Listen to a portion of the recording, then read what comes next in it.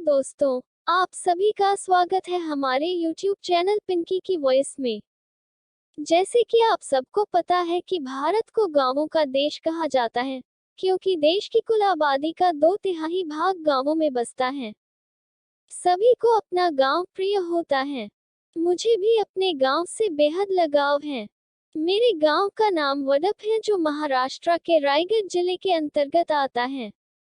मेरा गांव शहर से महज 8 किलोमीटर दूरी पर स्थित है।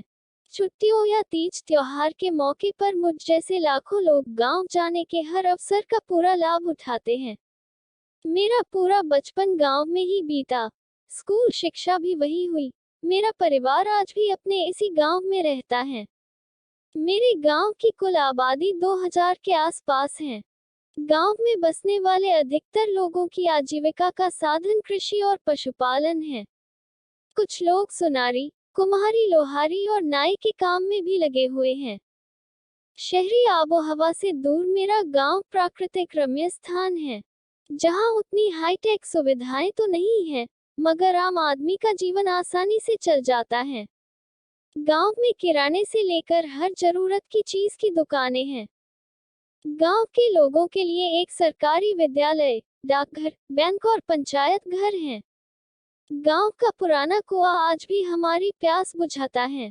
शांति, सद्भाव और मेल जोल के सामाजिक मूल्य आज भी यहाँ के लोगों में हैं।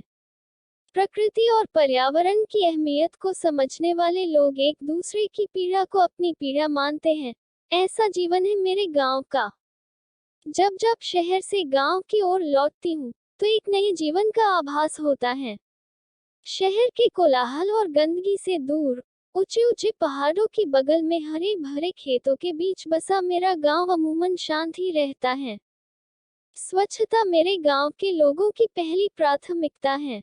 घर घर पक्के शौचालय बने हुए हैं। कुएं का पानी घर घर नल के जरिए आता है। गांव की गलियों और नालियों की नियमित सफाई की जाती है। न गांव में अधिक भीड़ भाड़ होती है, न कल कारखानों और वाहनों का प्रदूषण।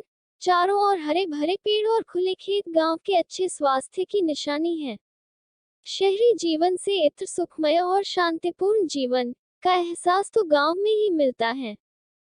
हमारे गांव भारत की आत्मा है, और सच में भारत यही बसता है। सदियों से भारत में ग्रामीण जीवन आधारित संस्कृति रही है। गांव हमारे पुरखों ने बनाए हैं। शहरों की रचना तो उन्हीं लोगों ने की है जिन्हें जीवन में बहुत ज्यादा की चाहत थी। फिर वो पैसा हो या ऐशो आराम की अधिक सुविधाओं के चक्कर में गांवों को छोड़ शहरों में बसने वालों ने भले ही भौतिक सुख भोगा हो, मगर आनंदमय जीवन के आधार तो गांव ही हैं। प्राकृतिक माहौल में बसे मेरे गांव में छोटे छोटे सुंदर घर हैं। गांव में अच्छी सड़क है जिसकी नियमित सफाई भी की जाती है, और गांव के आसपास के पेड़ पौधे से हरियाली व स्वच्छ वायु भी मिलता है। गांव को देखकर लगता है कि मानो प्रकृति ने संतोषी लोगों के जीने के लिए गांव बनाए हैं। यहाँ एक आम आदमी के जीने की समस्त सुविधाएं भी आसानी से उपलब्ध हो जाती हैं। मेरे गांव का वातावरण बड़ा अच्छा है। मेरे गांव के लोग मिलकर एक परिवार की तरह रहते हैं। सभी के सुख दुख में शामिल होते हैं। मेरे गांव की अपनी एक सरकार है, जिनके मुखिया हमारे सरपंच जी हैं। गांव की अपनी संसद भी है, जिसे ग्राम सभा कहा जाता है। गांव में अपनी छोटी बड़ी समस्याओं को आपस में बैठकर विचार विमर्श के जरिए सुलझा दिया जाता है। ये मेरे गांव की चौपाल है, जो यहाँ न्यायपालिका का कार्य करती है। शहरों की तुलना में गांव में आजीविका के सीमित साधन ही हैं। मेरे गांव के अधिकतर लोग अपने पारंपरिक कार्य से जुड़े हैं। बहुत से लोग कृषि और पशुपालन का कार्य करते हैं। गांव के लोग जितने बेहतरीन इंसान हैं, उतना ही अच्छा यहाँ का वातावरण है। गर्मियों के दिनों में लू, सर्दियों में मध्यम ठंड और बरसात के दिनों में अच्छी बारिश होती है। गांव में बारिश को मेहमान मानकर उसका स्वागत किया जाता है। किसान बरखा से बेहद खुश होते हैं। चारों ओर खुशनुमा माहौल हो जाता है।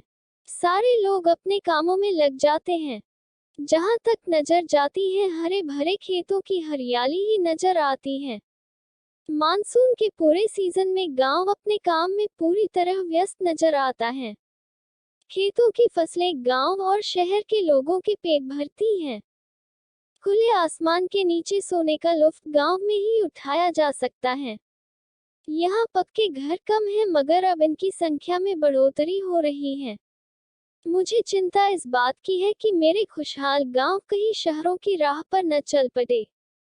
गांवों का वही महत्व है जो एक इंसान के शरीर में दिल का है।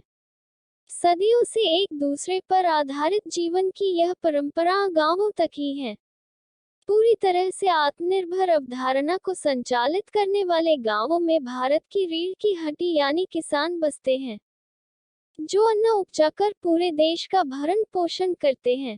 गांवों में अब तेजी से आबादी बढ़ रही है, सुविधाएं भी बढ़ रही हैं। आधुनिक मॉडल और आदर्श गांवों की ओर मेरा गांव भी चल पड़ा है।